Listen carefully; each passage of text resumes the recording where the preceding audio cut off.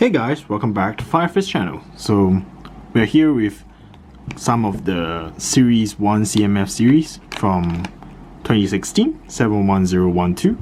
So there's around 7 minifigures over here. So if you checked out my other unboxing video, you know that I got all of this minifigures because of one person, my sister, which we will call M for now. And she actually bought another set for LEGO creators as well, so you can check that out in the description below if the review is out. Or you can check out the haul video for this particular minifigure series and that set as well. So yeah. So now let's start with basically unpacking this, building it up, and just showing y'all. So starting with Mickey Mouse, I'm gonna just build it up and show you that.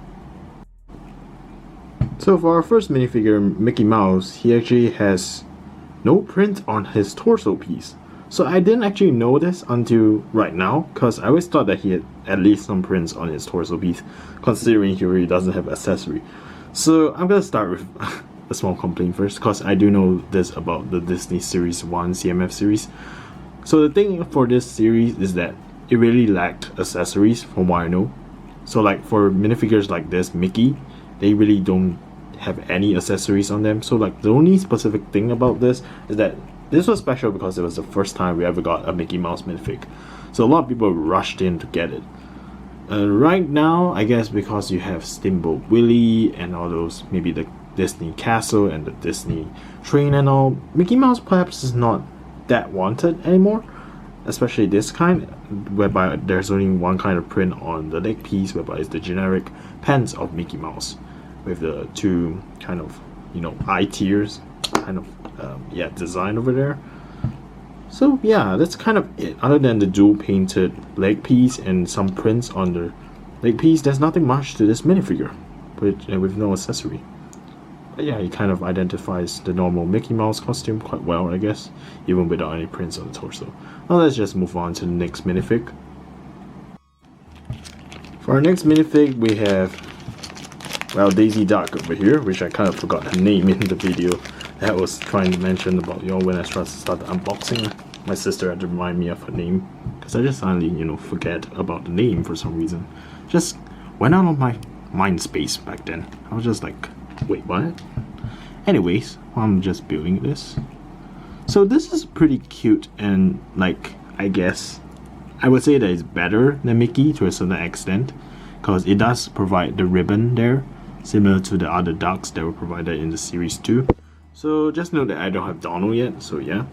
So there's prints on her torso piece, which is a normal jacket, a normal shirt with not much prints on it, and then the generic rubbery tail piece that Scrooge McDuck and Donald Duck has as well. Otherwise, yeah, a generic dual painted with pinkish shoes over here for her leg piece, and that's kind of it for Daisy Duck. Oops, sorry about that, I think I flipped it upside down, but I'll just remove it and build it up later as well. So I kind of like the ribbon and how her face prints are like exclusive to this minifig. So as of right now, I think this is the only way you can get Daisy Duck. So yeah, get it from the series online if you want to get this minifig.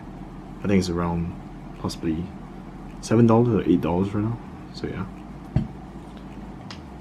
So for the next minifig, we have Cheshire Cat.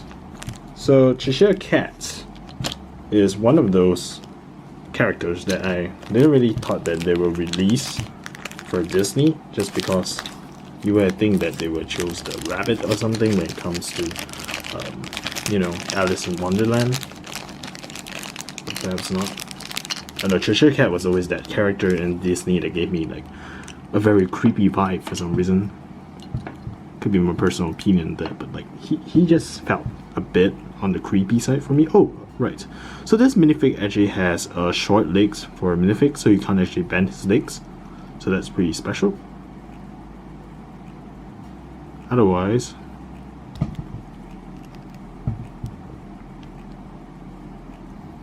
he has that generic crazy looking face print over here that is very exclusive and identical to the Cheshire Cat from the cartoons. So I really like that about him.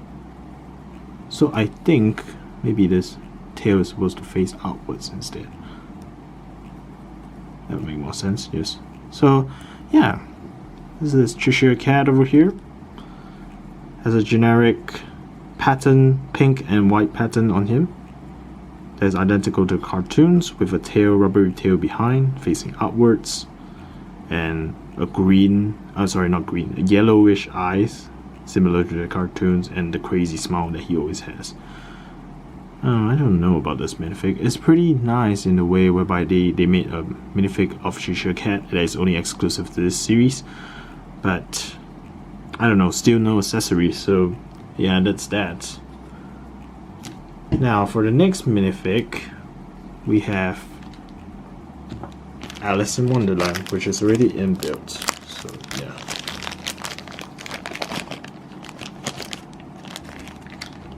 So this is Alice in Wonderland. So this over here, I think, is the bottle whereby when she drank and ate the cookies together, she shrinks to Wonderland. So Wonderland was when you shrink down to a certain size, and that's the world in which there's a caterpillar, there'll be a Cheshire Cat over there, or some sort of, if I'm not wrong. It's been some time since I watched the cartoons or seen some of the Alice in Wonderland movie. So I think that's what it is, but I do remember the look of Alice in Wonderland in cartoon is very similar to this, so a very good design. I feel like out of the 4 minifigures so far, I like this the most just because the torso and skirt piece all has prints of her own, and she is also provided with accessories such as this drink me bottle and this biscuit over here that is very identical to the ones in the cartoon. And even the back torso is printed as well. So what I think is that for this CMF series back then, they wanted to reduce the accessories like used for those new molded characters like Cheshire Cat, Daisy Duck, and Mickey Mouse, because those probably cost more resources and money as compared to this one. So perhaps that's why for characters like this that has normal minifig kits, they just provided them with accessories to kind of add on to like the interesting part of the CMF series. Anyways, now let's move on to the next one, which is Stitch. So similar to the other molded head minifigures, like all those 3 behind over there, Stitch also was not given any accessories. I would say that the perfect accessory for him would be that Hawaii hula hoop looking thing that he always dances around Lilo. Misa, hula hooping, you know, what he always says, or something similar to that. I always like Stitch, the show itself, because he's just, 626, Experiment 626 is always amazing with his amigos, his cousins, and everyone else. So that was pretty nice. I also like this design at the back as well, with all those like patterns that Stitch always has all the way to his back, and his tiny kind of tail over there printed with some prints on the tip of his ears. So yeah, that's pretty nice. I really like Stitch in general as a minifig, so I would say out of the 4 molded minifigs so far, it would be above all of them because I'm just a major fan of Stitch, but maybe below Alice in terms of design. So yeah, that's kind of it for the Stitch minifig. Now let's move on to the next one. For our next minifig, we have Toy Story's Alien. Yeah, he doesn't have... I remember they don't have a specific name to them. They were just called aliens throughout the whole series. It's pretty special for this minifig to be in this CMS series at a time, but right now, I don't think it's anything special anymore, just because you can get this easily in one of those Toy Story sets. So yeah, so this minifig over here is basically, yeah, it's what you see in the cartoons for Toy Story. They came out in, I forgot it was Toy Story 2 or 1, but they are long-time characters. 3 of those aliens are always around, sticking with Mr. Potato, even to now, I think. So they have that generic spacesuit that they always have inside the show, with a belt over there, with insignia over here, generic blue and a bit of dark blue as their shoes over there. And then this is the back of their torso, showing some red strips at the bottom and the top. And that's kind of it. Not much prints for the leg piece. The leg piece is generic children's leg piece that cannot be bended. So yeah, that's kind of it. Quite like this minifig, but again, this minifig does not have an accessory. Very common for this minifigure to have. So out of all the minifig series so far, I think this is the only minifig series that doesn't have accessories. So yeah, just note that when you buy this minifigs. Now for the last minifigure. So for our last minifig, this is, I guess, the more special one because it's really newly. It was actually sealed completely when it came, and it was not actually like resorted before. So technically, this is the newest one out of all of this minifigs over here. It's Ursula from, well, the one with Little Mermaid, of course. So note that I don't have Ariel yet as of the current timing of this video. Perhaps someday I'll get her, but I'm not sure when. So this is Ursula over here. I can't tell which is the back and which is the front, but I'll just, you know, follow my instincts. I'm guessing this is the back. It's alright. Yes. So I never actually watched Little Mermaid before when I was young, so that's an interesting point to that. I actually watched a lot of Disney movies back when I was a kid, you know, being a kid and all. So the only one that I kind of avoided was this one. I don't know why, but yeah, I did. So yeah, that's I do know the generic prints and face of Ursula. I don't know how she looks like. She looks quite you know, thick in size, and also, yeah, huge person. I think the storyline, at least the fairy tale, was that, you know, this Ursula wanted to steal the legs or the tail of the beauty of Ariel. Is that how it worked? I'm not really sure the context of the show, but I think that is the storyline. So anyways, I do know her look. So this is very identical to the one that you see in the cartoons, I guess, with her main Triton over here as her accessory, with her legs that is similar to an octopus, because I think that's what she is, an octopus lady, with her shell necklace over there, possibly, and then with her generic face expression over here. So what I like is that this face expression over here is very unique and also very similar and correct towards the cartoon's Ursula. Otherwise, she doesn't have an alternate face print, as you know, for most of these characters over here. So yeah, our hairpiece is also very special. I don't think you can get this hairpiece in other minifigs, so it's exclusive to this minifigure, with a gray on each side as kind of a sideburn kind of build up to it. So if I move the back, there's nothing much special other than the back of a dress running down over here to a butt, and yeah, that's kind of it. She has a gentle purplish color to her skin that is exclusive to this minifig as well. And that's kind of my comments for this. Alright, so a general information or general opinion of this CMF series out of this 7 minifigs so far. So if you didn't know, I actually have quite a lot of this minifig series. So if I show you the instructions, or I guess the list of CMF over here.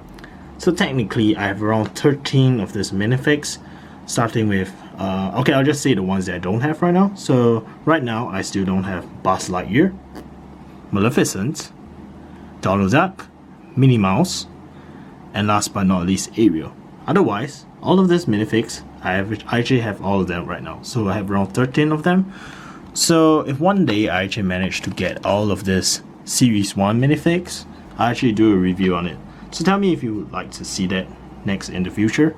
And also I do have the whole of Disney Series 2, so if you want to see that review as well, tell me in the comments. So yeah, so the generic opinion of this whole minifig, 7 minifigs so far, is that I realized Series 1 just doesn't have a lot of accessories when it comes to that, possibly because this was kind of the first time Lego went all out in terms of the molding of minifigs for CMF series. So new molds for Mickey Mouse, Minnie Mouse, Daisy Duck, Stitch, Alien Dude. Yeah, there were just a lot of mold that cost a lot of cash, I guess, and a lot of effort in building it. So because of that, they possibly decreased the amount of accessories you can get from that. So the only ones who have accessories are usually the ones that use the normal minifig hits, like Ursula over here with a Triton, and Alice over here. So even with minifigs like them, like for example Ursula, her accessory is not that special. You can easily get this from another CMF series later on. So yeah, a Triton is not that special. The only one that is quite special is Alice. So even the accessories given are not that amazing as well, possibly because they were trying to cut costs. But in general, the looks of the minifigs are very similar to the Disney cartoons, so I really like it in terms of that. But note that this was from 2016, so I can understand why they kind of cut down on the cost of the accessories. But they kind of made it up for, like, they caught on to this problem and they gave quite a lot of accessories for Series 2 Disney series. So I really like that they implemented that change back then. So yeah, no complaints there. But in general, I would give this series, in terms of the 7 minifigs, a B as of current standards, because yeah, there's just a loss of, how do I say, excitement when there's not much accessories given through the minifigs. But like, I still like the minifigs as a whole because of their design, so I'll give it a B. So yeah, that's it for today's review. If you like my channel and my videos, subscribe to it, and if you don't, leave a comment. See you on the next adventure. Bye guys.